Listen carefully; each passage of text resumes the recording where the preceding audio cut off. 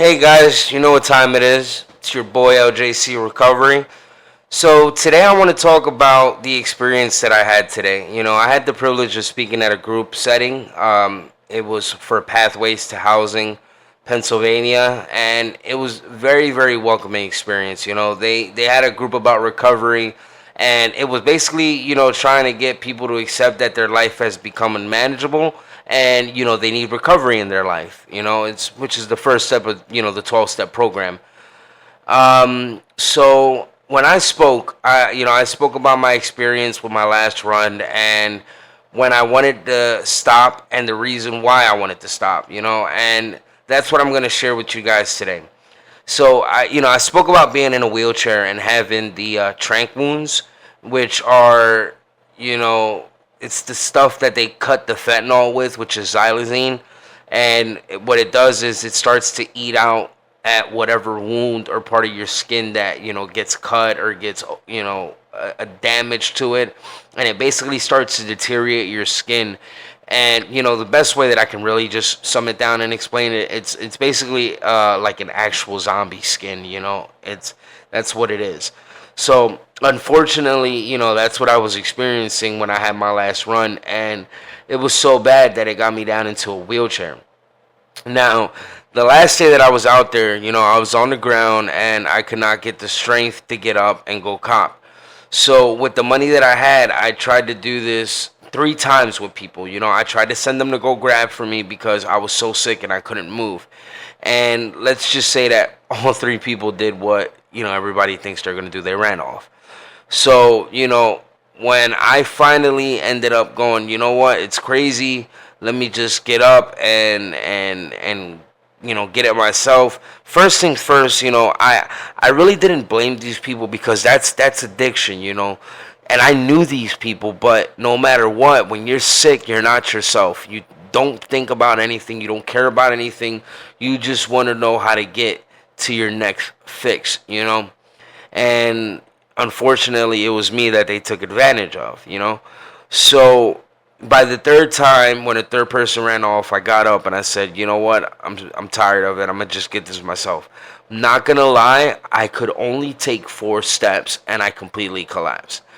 I couldn't walk anymore, so I just looked up to the sky. I said, God, it's time to remove this burden from me. I can't do this anymore. I'm tired. I can't take this anymore. And I was in front of Prevention Point, Philadelphia. I don't know if you guys are familiar with that, but it's a place on Kensington and Monmouth. Their address is 2913 Kensington Avenue in Philadelphia, PA. It's 19134. It's like a drop-in center that helps you with, everything that, well, let me say what they're more famous about. They're more famous for their syringe exchange program, and they get a lot of downplay for that, and it's unfortunate, but they are not really known for the magical and wonderful things that they do besides that, which is medical case management. They do regular case management.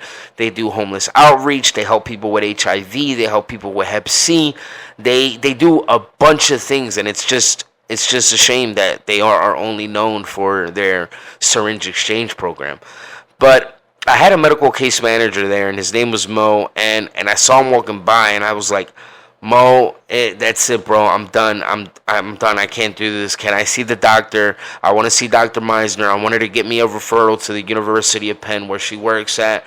I'm ready to go. I'm done.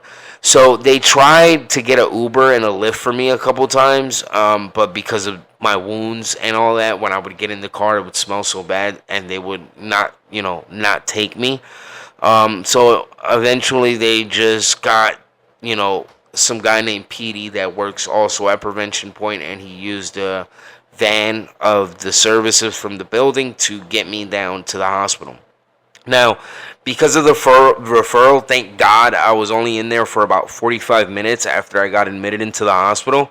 I went into the hospital and I got this medication called ketamine and Dilaudid.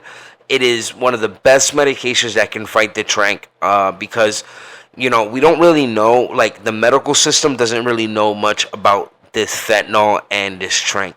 They know about fentanyl, but they don't know about the tranquilizer. Now, fentanyl is a synthetic opiate, right? But when you mix it with a tranquilizer like xylazine, which is used for tranquilizing deers, rhinos, elephants, horses, whatever. It's an animal tranquilizer. Now you're creating a whole nother drug. Like, it's not the same drug, and because it's meant for animals, it does not want to be in your body, you know. So it's like the whole time it's in your system, it's doing whatever it can to leave. That's why when you get a wound or you get cut, the xylazine that's in your bloodstream forces its way out, and it deteriorates your skin and bones and everything coming on the way out. So, you know, and in order to go to a rehab, you need to be off of ketamine for 48 hours. So just letting you guys know, if you decide to get on ketamine, you need to be off of it for 48 hours to get into a rehab. And that's what I did, you know. I got off on a Friday and I went to rehab, you know, I believe it was Tuesday or something.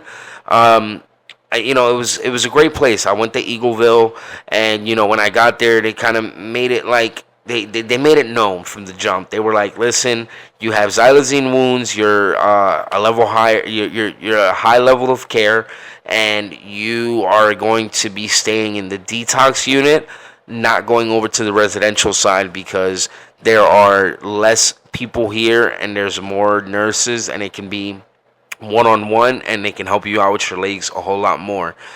Now, you know, I was fine with that, you know. I went into the hospital on September 21st. I transitioned over to the rehab on October 2nd, and I completed the rehab on November 21st. So altogether, it was 2 months that I was in my, you know, rehabilitation stage.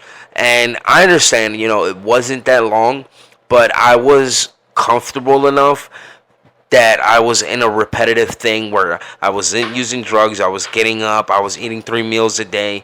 I was going to groups. I was taking my medications. I was comfortable with how I was living my life for those consecutive 2 months. So I, you know, was ready to go home.